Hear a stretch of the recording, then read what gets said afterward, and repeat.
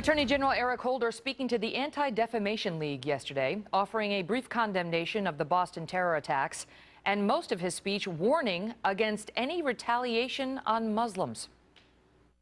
Our investigation into this matter remains ongoing, and I want to assure you and all Americans that my colleagues and I are determined to hold accountable, to the fullest extent of the law, all of those who were responsible for this attack.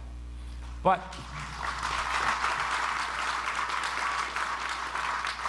I also want to make clear that just as we will pursue relentlessly anyone who would target our people or attempt to terrorize our cities, the Justice Department is firmly committed to protecting innocent people against misguided acts of retaliation.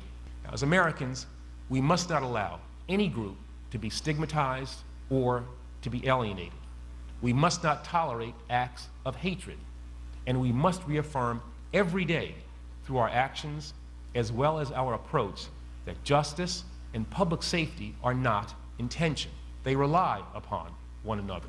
Let us also resolve once more to help our fellow citizens to meet fear with reason. This is how we will honor the victims of the Boston Marathon bombings. Let us strive to confront ignorance with information. This is how we will strengthen the American family. And let us promote understanding, encourage open dialogue, and divert suspicious or prejudiced gazes with outstretched hands. Michelle Malkin is a columnist and a Fox News contributor, so I have the relevant excerpt of the speech in front of me. This is the part where he condemned what happened in Boston and said that they're going to go after the attackers. And this, all the rest of it, is devoted to how he's not going to stand for retaliation against Muslims. Yeah.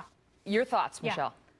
Well, I wholeheartedly agree with the soundbite you played before the break of Mark Levin just expressing not only disgust, but befuddlement at the warped priorities, not only of Eric Holder, but this entire administration. And in the soundbite that you just played, you saw how quickly the butt came after his supposedly resolved statement about going after those who are responsible for those heinous jihadi crimes in Boston.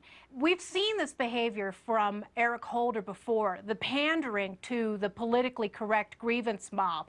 I went back and I had noted these same kind of speeches after the jihadi attack in Little Rock, Arkansas, that people have forgotten about in 2009. What is the first instinct of the Justice Department after that event? No, not to name jihad, Islamic jihad, as the enemy and threat to public safety in America, but no. He talked about these phantom threats of hate crime epidemics that have never happened. He did the same thing after the Fort Hood attack, which of course they still treat explicitly as quote-unquote workplace violence, and now this. It really, of course, goes against the whole idea after the Boston Marathon bombings that they paid lip service to, of telling people to say something if they see something. Mm-hmm. You know, that's the big lie, of course, of so much of the progressive left, is they don't want you to say anything about these Islamic jihadi threats, if it even can be remotely construed as a quote-unquote hate crime or Islamophobic or racist or whatever. Well, no one wants to see any retribution against Muslims, but as far as I can tell, Michelle, that hasn't been some dominant theme of the past 2 weeks since the Boston Marathon bombers. Of course, you're going to have some talk on some far crazy websites of that kind of thing, but if there was some epidemic of retaliation against Muslims in the wake of what we saw 2 weeks ago, okay, but there hasn't been. And so Levin's point was he seems to be drawing some moral equivalence between terrorist attacks on our country and ignorance when it comes to Muslims. I mean, and yet there's cold hard evidence of one and very little of the other, at least in reaction to the Boston Marathon bombings.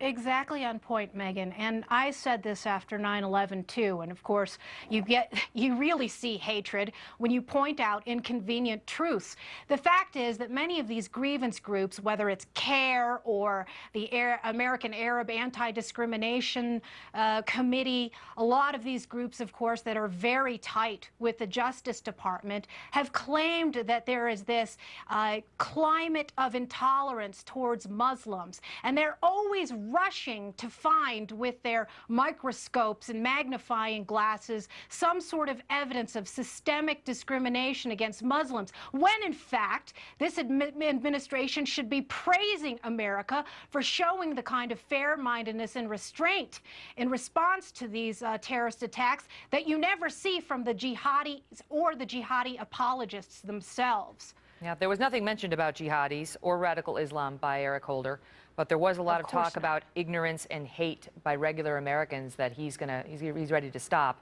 if it happens. Michelle, Malkin, thank you. You bet. Take care.